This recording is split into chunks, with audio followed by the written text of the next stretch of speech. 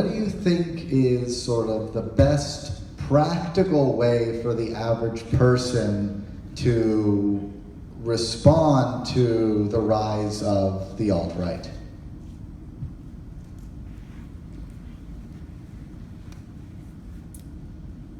I can respond sort of in my area related to Islamophobia. I don't know if this is necessarily about responding directly to individuals who might identify as being a part of the alt-right, but I think one of the ways that we lessen the impact of the alt-right when it comes to this narrative around Islam is by ordinary American Catholics meeting people who are Muslim, and those relationships informing the view of Islam that we develop. I think, as I mentioned, in this report that we did at the Bridge Initiative, we found that American Catholics are less likely to know someone that's Muslim than the general American population. That was something that really surprised me because US Catholics kind of mirror the broader public in a lot of ways. And I think this is a time when we are really called to meet Muslims as people, not talk about them as much as say, I want to get to know you, I want to know what your joys and sufferings are, and ask, how can I help at this time of heightened Islamophobia? I think at this time the Muslim community really needs support, as does the Jewish community and others who are sort of targeted by the alt-right narrative. I guess I'll answer from the Catholic perspective in some capacity. I'll make a claim that's controversial. I think the issue with the social teaching of the Catholic Church is not that it's unknown, I think it's boring. Now that's gonna hurt people's feelings, but let me kind of communicate what I mean there. We have reduced the very compelling gospel of Jesus Christ, the gospel that when you read the New Testament, something was happening to those people. They were running left and right, they were making haste. We have intellectualized it and made it 7 points of Catholic social teaching, or 9 points, or some organizations say even 10 points. But I think Christians need to reinvest and reimagine and re-engage the actual gospel.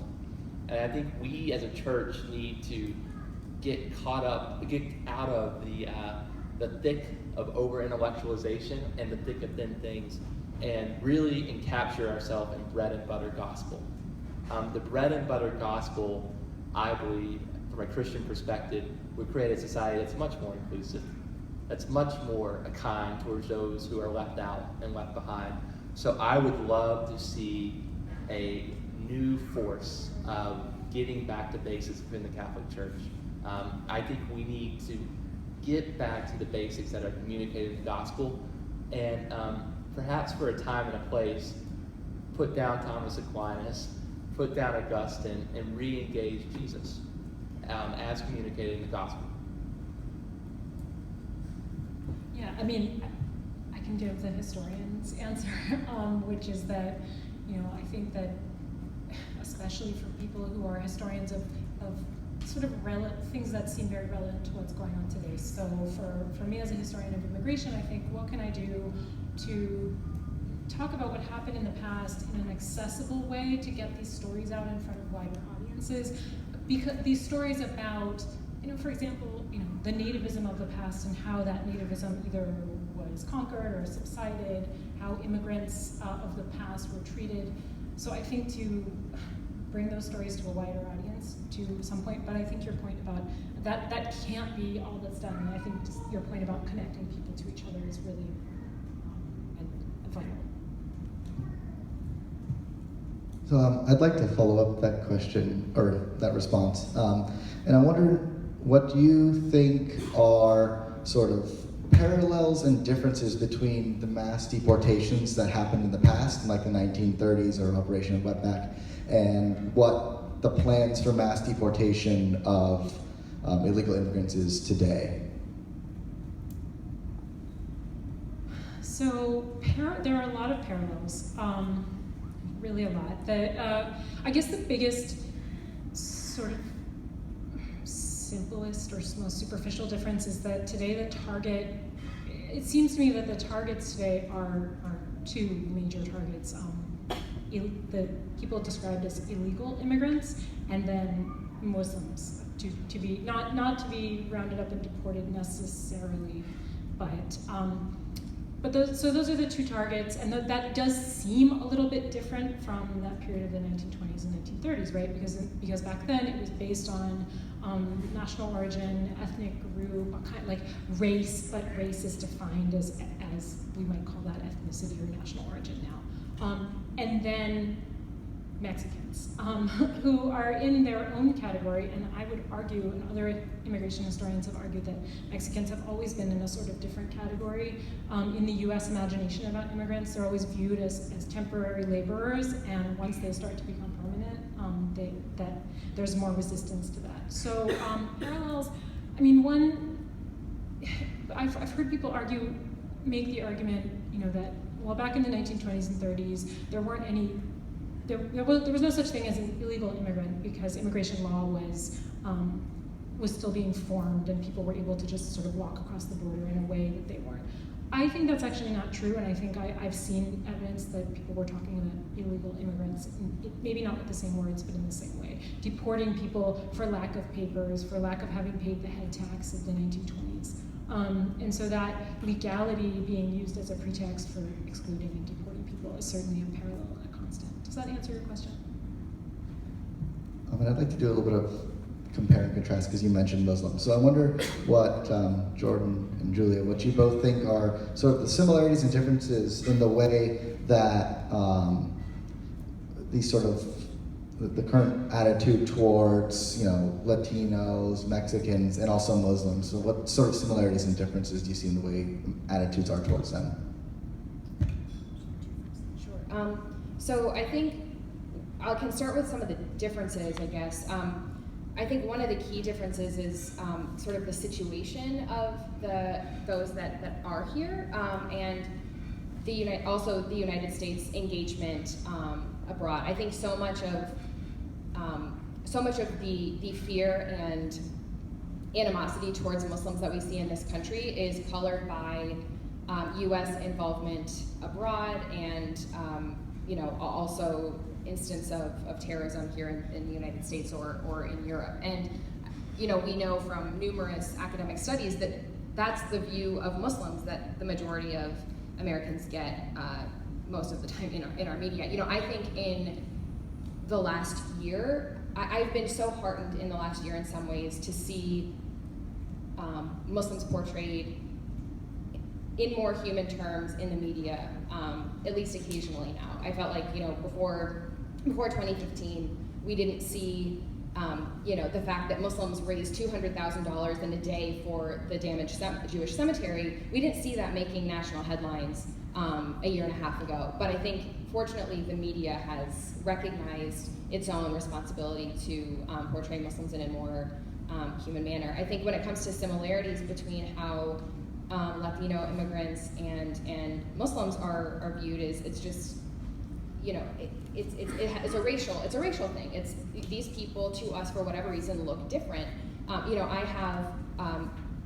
have colleagues and friends who are white male converts to Islam who have never experienced Islamophobia on the street because they don't look Muslim. And I have a white convert friend and coworker who wears a headscarf who now all the time people say to her, "Wow, you speak really good English." So there's this notion, and she's from Philadelphia, she grew up here her whole life. So there's this notion that Islam is foreign and these people are other and these people are darker skinned and different. And I think that's at the core of the animus towards Latino immigrants and towards Muslims. Yeah, and just again to look at the historical comparisons, that same fear and animosity that we see now I see as something very continuous. There are always new events that change specific aspects of that fear and animosity, but that fear of a group of people being a threat to the nation, that goes back to the founding of the nation, right? And one of those groups of people was Catholics. Especially in the 1700s, and then of course with the Know Nothings in 1850, Catholics were the ones who were not going to be loyal to the US government because they were going to be loyal to the Pope, and so they presented a real threat. And then we see Italian anarchists, communists, it just keeps going and going. That fear keeps going and going, so. Chris, you said Catholic social teaching is boring, right? And this needs to be, I'm deeply offended, by the way. So, how can we sort of, or how can the Bishops' Conference, or even just parish pastors, do a better job of making it more real, relevant, tangible, sort of hit you right here, and not certain thing you just sort of learn in high school theology class that's just sort of up there and seemingly not relevant or completely boring. So I'll give you an example of what not to do, perhaps as a entryway. So about a year ago, the U.S. bishops, a little bit late, admittedly, decided that racism was something they needed to talk about. This is about maybe a year after Ferguson, so they were a little bit slow to talk about it even. And then they said, we're gonna put this sucker through bureaucracy. And the last thing I heard was this statement will be ready in 2020. 5 years after Ferguson, we're gonna write a letter that no one's gonna read. The notion that writing letters or memos or statements has any effect on the actual reality of human living in this country is absurd.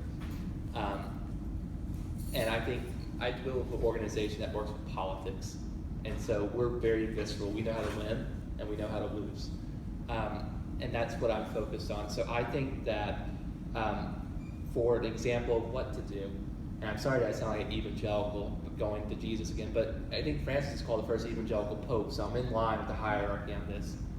I mean, look at the way that Jesus engages. Really, the Greeks had the idea, right? There's three ways that you engage people. There's logos, there's ethos, and there's pathos.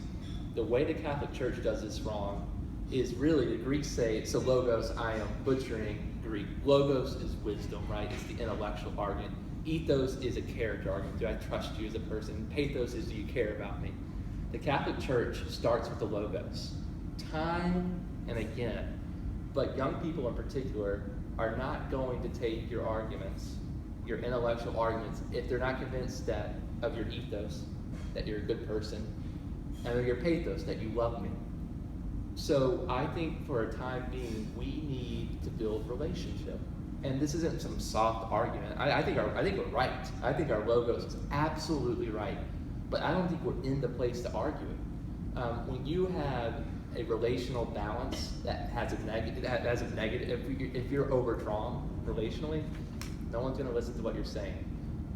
Unfortunately, for a variety of reasons, the Catholic Church's relationship with its people, particularly young people, is overdrawn. We need to work on our ethos and our pathos, and we will get to the logos. I'm not putting it on the back burner, but there's no way that we can engage these intellectual arguments about right and wrong if people don't think we care about them. So I would love to see priests really develop relationships with their parishioners. Remember what Francis said on the Feast of the Good Shepherd? A good priest takes on the smell of its flock.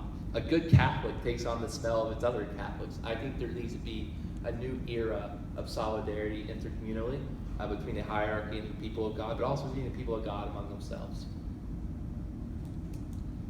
Jordan, you mentioned that you saw sort of a change in attitude in the media towards Muslims, right? There's sort of more stories positively portraying them. I'm wondering if you feel like attitudes in general have gotten, amongst Americans, gotten better or worse? So since 9/11, it seems like they got really, really bad. Are they starting to get better? What do you think general attitudes are in the American population towards Muslims? So there's a lot I could say here. One of the things I want to make sure I bring up in answer to your question is that hate crime. So like not even just opinion, but the reality on the ground. So because I think they are a reflection of attitudes in some ways. Hate crimes against Muslims in the United States was the highest in 2015 than it had been since 2001, since the year of 9/11. and violent assaults were on par in 2015 with what they were in 2001. So that's important to keep in the back of our minds while we're talking about this. I think we've seen, views of Muslims, views of Islam really oscillate over the years, and it a lot of times has to do with politics, with if it's an election year, and what the situation is abroad. One of the things that we found when looking at a ton of polling data over the last 15 or so years was that when the United States was either at war with or about to go to war in a Muslim majority context, that negative views of Islam, and particularly seeing Islam as violent, skyrocketed. It was in the lead up to the Iraq War in 2003, late 2002, 2003, right around the time of the surge, 2006, 2007, and then when we were contemplating whether or not to go into Syria and how to deal with ISIS in 2014.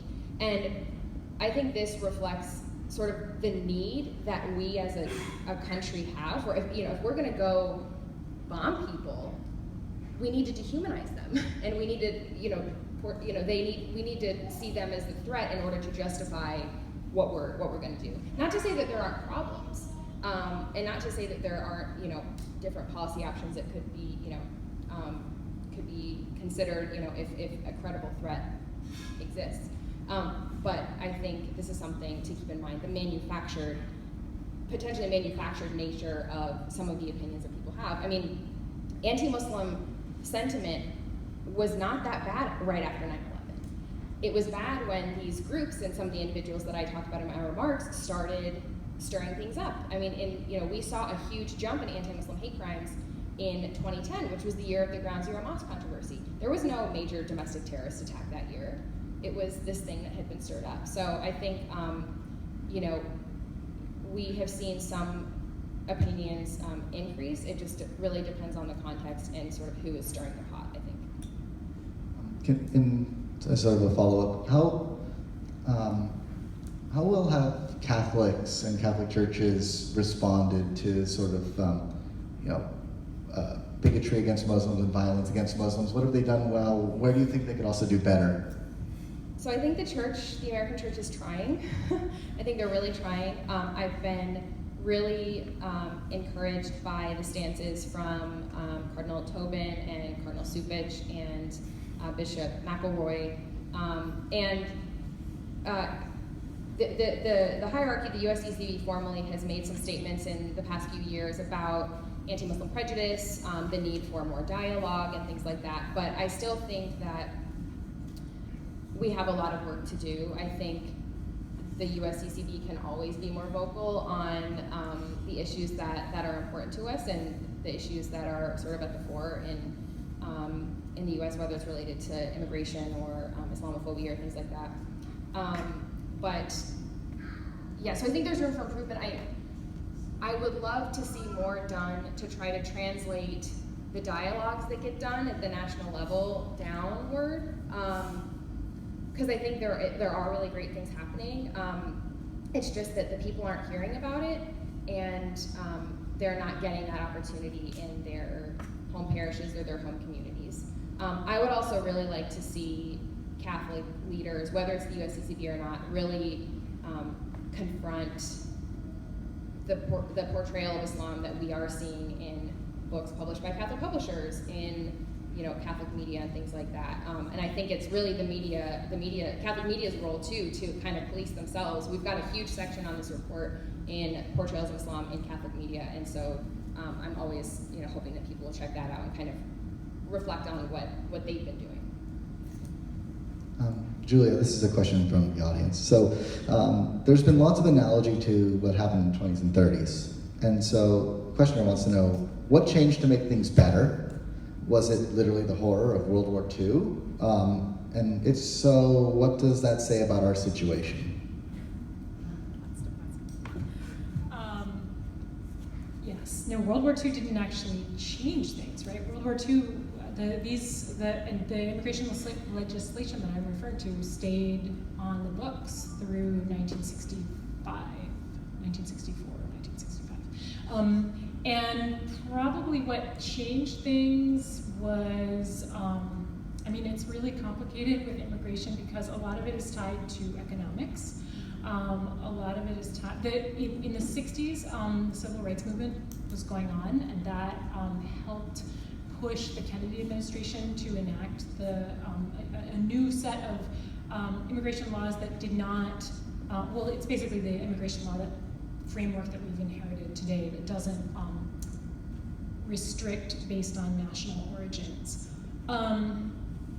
So it's a question I'm really grappling with. I'm trying to write, I've been commissioned to write an article on nativism and how do we get over it and how does it go away? And honestly, the question I'm asking myself now is, does it go away or does it go underground? And does it, one thing that's really interesting to me, and this might be veering in a slightly different direction, is some of the, I don't want to call anyone out specifically, although I've read articles recently about Bannon and then Stephen Miller.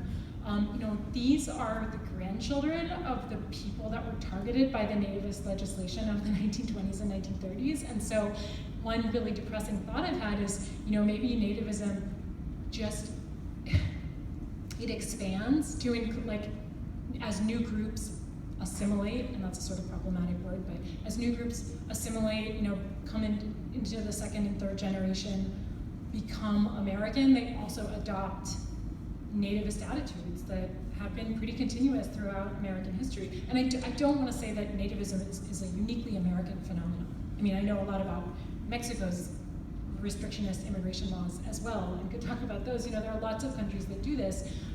It's probably a human impulse that goes back all the way to the dawn of time. But so I guess that's a little bit of a rambling answer because I'm trying to work it out myself, and I hope that the depressing part of it isn't true, but I think we have to grapple with it. So. This next question is sort of closely tied to the previous question, and I'm going to pose it to Chris.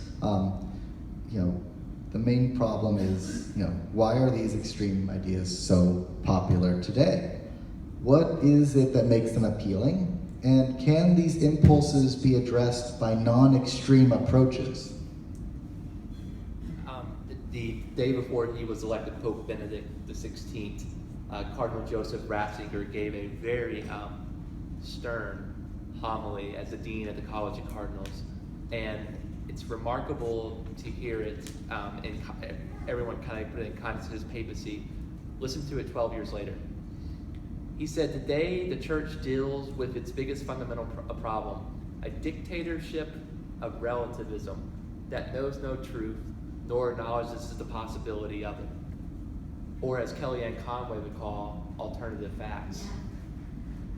It's remarkable to think that Benedict XVI, that was seen as a right-wing comment, wasn't it? It was seen as a very stern comment. I think he's right on. We live in a society that has a complete relativism towards facts. You could argue that the internet really made this more perverse. The internet was supposed to be a democracy of knowledge, but it's also created a oligarchy of lies. The more you communicate, the more you get systems of communication, the more trolls you have, the more your lies become true. The only way to fight lies is with the truth. And so I think we must say the truth again and again and again. But I want to reiterate what I said earlier.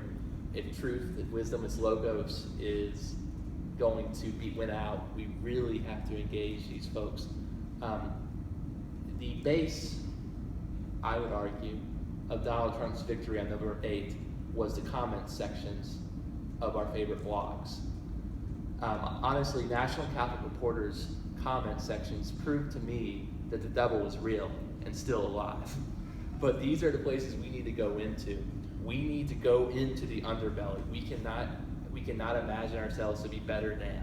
And there's been a lot of talk in the conservative Catholic movement about the Benedict option. The idea that we opt out of society because it doesn't reflect Christian values. Liberals are guilty of that as well, though. Liberals have their own Benedict option. The liberal Benedict option would be called the deplorable option. It's the idea that some people are below our worth, and they're so racist, and they're so xenophobic, and the isms reek out of them, so therefore we should not engage them. But let's be real here. racism isn't simple. There's a lot of things that are built up in racism beyond just a moral evil. There is structural issues, there are economic issues. Xenophobia is complicated.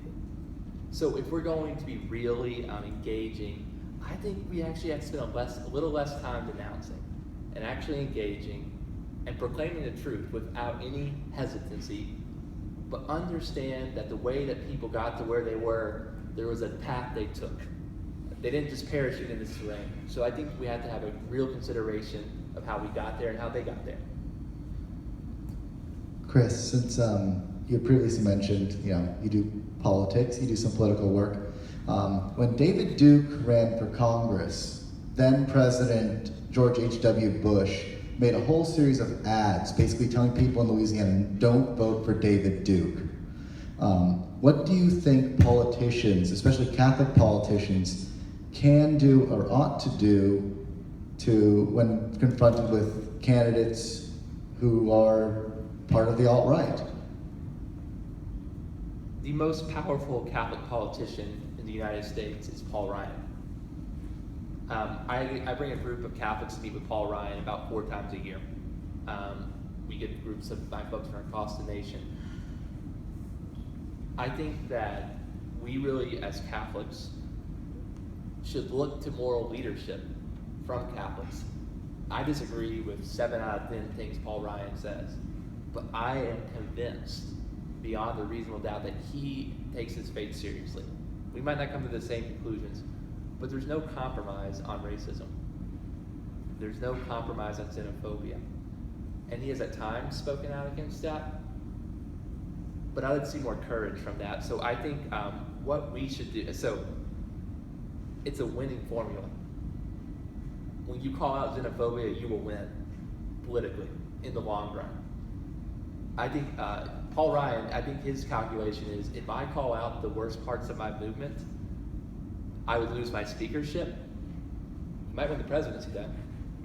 I think their willingness to call out that which is not good is not just morally right, but politically it wins over time. Yeah, I just want to add one thing, and this is really like as a Catholic, less as a historian.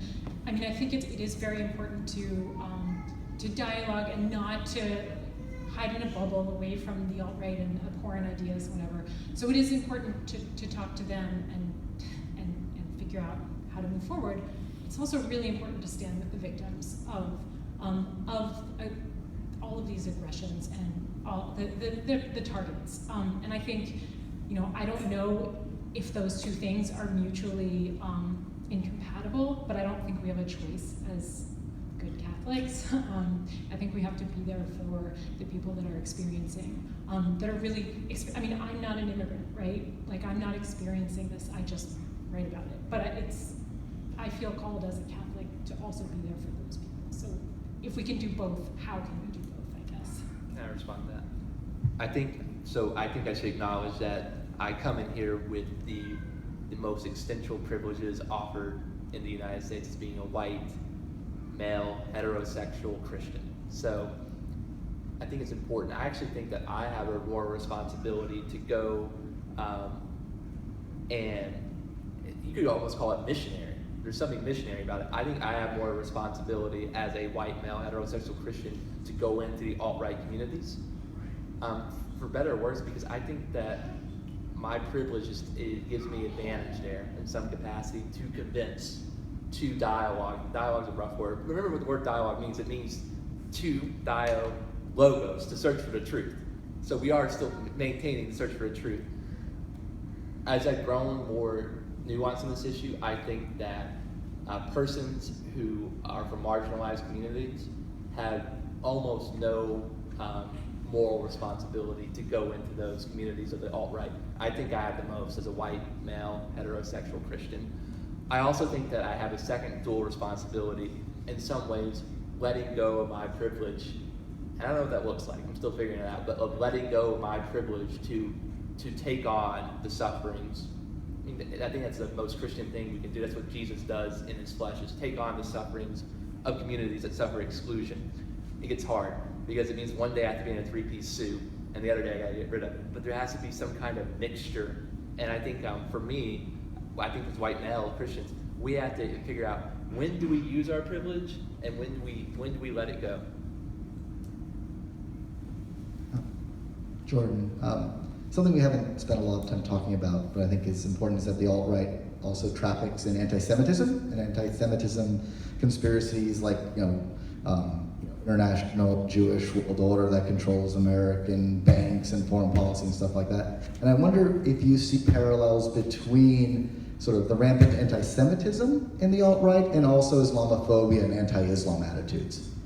Absolutely, and I think paired with that would also be the history of anti-Catholic attitudes in the U.S. I mean, you look at the ways that Catholics and Jews and Muslims have been talked about over time, and even today in terms when we talk about Jews and Muslims, a foreign threat. They have this foreign law, and they're not going to respect our Constitution. They're they're from over there. They want to bring their religion here. I think the violence trope is stronger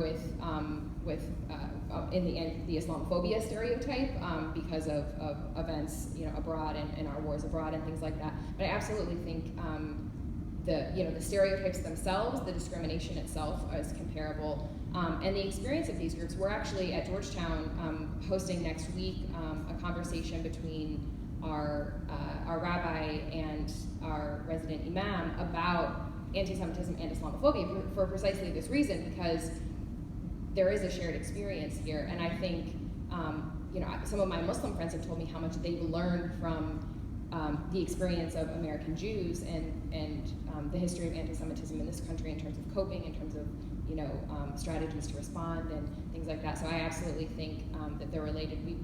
The Bridge Initiative, we put together this quiz, a BuzzFeed quiz a couple years ago, where we took out we took these statements about Catholics, about Jews, and about Muslims, and we took out the identifying label.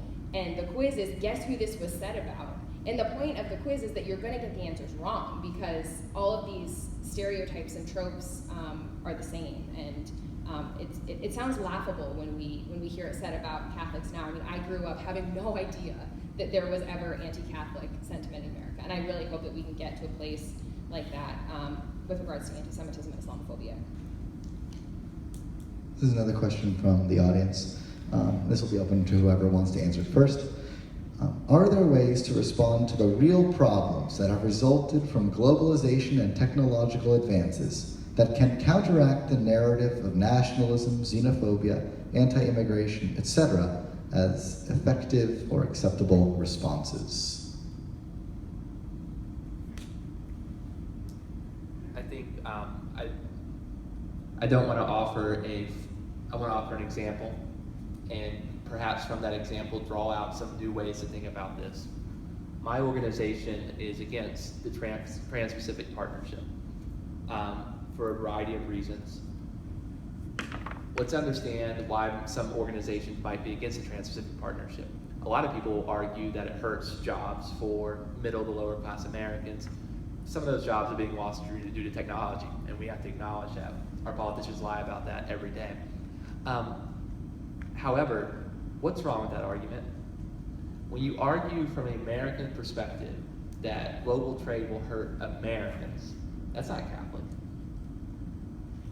If you argue the truth that there's a lot of things in this that will hurt the global poor and marginalized communities globally, that's a much more Catholic argument. There are ways that trade is good. Global trade is good. I'm very thankful for global trade, and we all are. But there are creative ways to do it. Instead of doing Trans-Pacific Partnership, which is a global trade entity, a one-size-fits-all method, we can just have bilateral agreements across different countries. We still believe in global trade. One thing the United States brings to play with our people that have the money, I notice, run a nonprofit. They run the agenda. We have the resources, and so we can use the economic stature of the United States to promote global justice. The TPP does not do that. We opt out of our privilege, our economic privilege that can promote justice. So I think there has to be more creative ways to to number one, to acknowledge that globalism is neutral. That is not Christopher Hale's argument. That is Pope Benedict XVI's argument in Caritas in Veritate. Globalism is neutral. It's a reality that exists. Catholics can bring a positive good to it. And I think the way we do that is use the tools of globalism to promote justice, particularly for communities of exclusion. So on TPP, one example is just do individual trade agreements. But these solutions can be found across different sectors of global politics. Yeah, just on trade agreements, it's been so interesting to me to hear critiques of NAFTA from Trump and then from, I don't know if it's from the alt-right, it's traditionally not been from the right, because as somebody who spent a lot of time in Mexico and was trained as a Mexican historian, I've heard all the critiques of NAFTA from the Mexican perspective and from the perspective of the left. And so there's some common ground there. People on the left and the right are feeling that they've gotten the short end of the stick with, in this case with NAFTA, but they don't necessarily know that about each other. People in the U.S., I mean, the rhetoric from the Trump campaign was, NAFTA is Mexico getting away with. I'm trying to think of nice language, conning American workers, right? But in fact, for years, people sort of tended to be people on the left have been saying, well, NAFTA is putting, it's giving unfair advantage to the U.S., it's putting Mexicans out of work, it's causing undocumented immigration, it's fueling undocumented immigration from Mexico. So anyway, there's common ground there, and maybe that's one place to find it, actually, is on trade and jobs. People need to work. They need to work to be happy and satisfied and fulfill their life's purpose. So.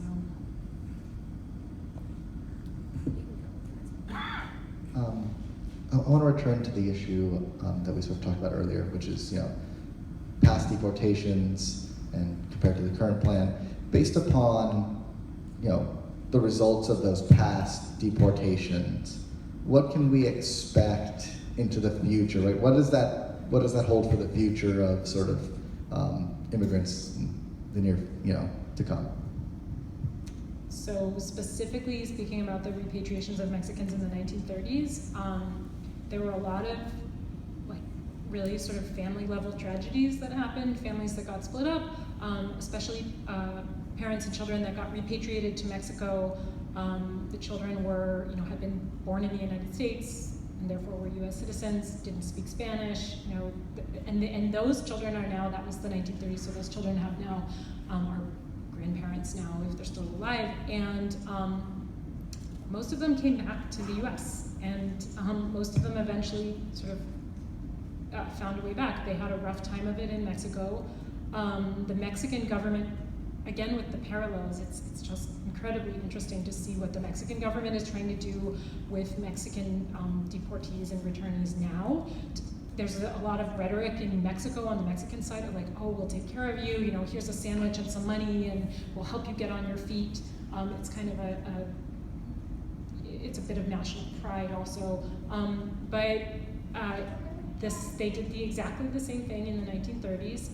The Mexican government tried to reincorporate people into Mexico to help them get jobs, to relocate them. And because of the inequality between the Mexican economy and the US economy, when the US economy picked up again, people once again migrated across the border. Things are different now. The Mexican economy is better than it was back then. The population is lower, and so I don't know if the Mexican deportees of now will necessarily try to come back. But of course now, not all of them are Mexican. Most of them are not. Many of them are not Mexican or Central American. So anyway, there are parallels and also differences. Question here about social media. Hopefully all of us use social media. Some of us corresponded earlier on social media. Should social media companies such as Facebook, Twitter, Reddit, etc. shut down and or block alt-right and right-wing groups that espouse hate speech and online harassment?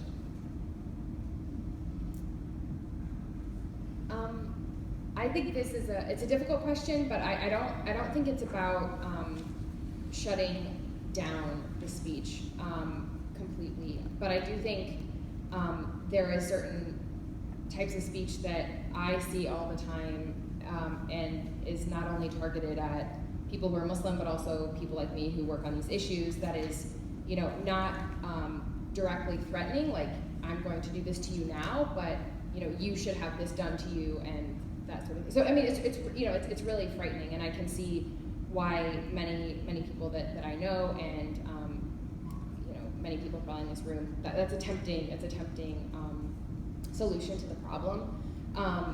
I worry that if we too much choose what speech we like and what speech we don't like, at a certain point, good speech will not be allowed as well. Good ideas that we think are helpful and healthy for our country will not be tolerated, depending on who's in power. So I don't think it's about shutting it down, but I think it's about giving more speech, more positive speech, and exposing the negative speech that's there. What you said before about the nativism not going away, but just going underneath, and I definitely think we've seen it surface again. I don't think it went away. This Islamophobia that I studied has been around for years. It's just it didn't get exposed until recently, and we need to know it's out there so that we know how to deal with it. So, I don't know what the answer is, for these social media companies, but at least now we have a sense of where we're at, how bad things are, and where we might need to go going forward. So, no. With rare exception, no. I don't think social media companies should block accounts. I mean, if we're truly the land of the free, think of if you're progressive and you say, well, let's shut down the alt-right social media account. Well, if the symbol of our flag, that our nation's a flag, shouldn't the symbol also be someone using their rights, their freedom of speech to burn that flag? If I'm going to defend the right of a veteran of a war to burn a flag, which it's very offensive. We can't remember that. I mean, we have to remember how offensive that could be to some people. I think we should allow as much as possible. There are reasonable limits. Someone's life's being threatened. Someone's being bullied. But we have to be careful. We have to remember that fascism didn't rise in the 1930s Europe because it was strong, but because democracy was weak. And one of the great pillars of democracy is free speech. And if we're Christians, we're people of faith, we believe that the truth will win. But the devil always works in darkness. We really need to expose these bad ideas in the public domain, and Twitter is a great public domain to expose them in. And as Jordan alluded to, if they're not happening on Twitter, they're going to be happening underground. The only way that you can win over time is to bring these to the public sphere, and we should have as inclusive of a public sphere as possible, even including those who everything they say makes our blood boil. I want to close with just one final question. Something that's become apparent to me with the discussion of the refugees from Syria and the Middle East is that many on the alt-right are turning Christianity into sort of a sectarian or a tribal religion that gives preference to Christians over non-Christians. We should only accept refugees who are Christian, not Muslim. We ought to give preference constantly to Christians, not anyone else. How can Catholics best combat this attempt to turn Christianity into a tribalist religion? I would comment that, first of all, I think a lot of Catholics and prominent Catholics are trying really, really hard. They're fighting this battle right now. I feel like every 2 seconds, I see Father James Martin in American media saying, we welcome refugees regardless of their religion. And it's sad that we have to say this so strongly.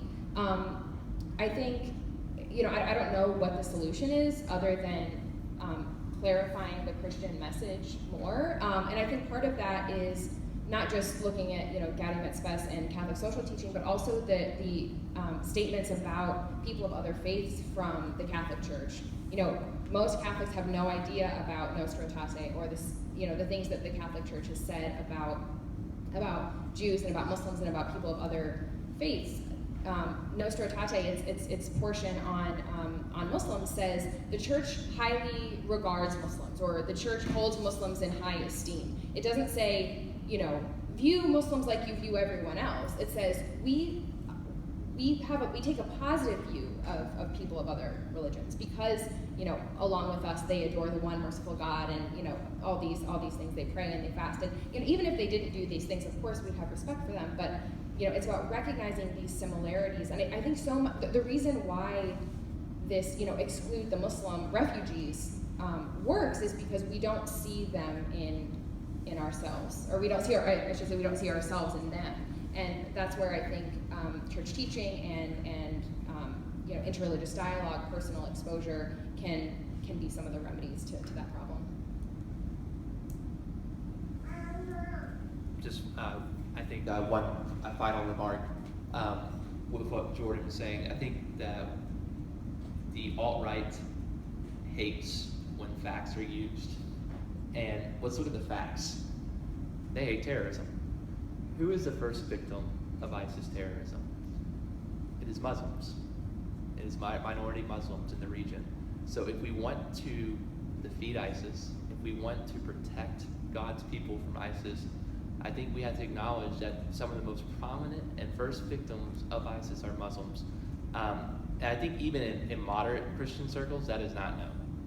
There's this, Jordan knows a lot more about the Middle East than I do. I did have a chance to spend time in Syria and Iraq in the past 2 years.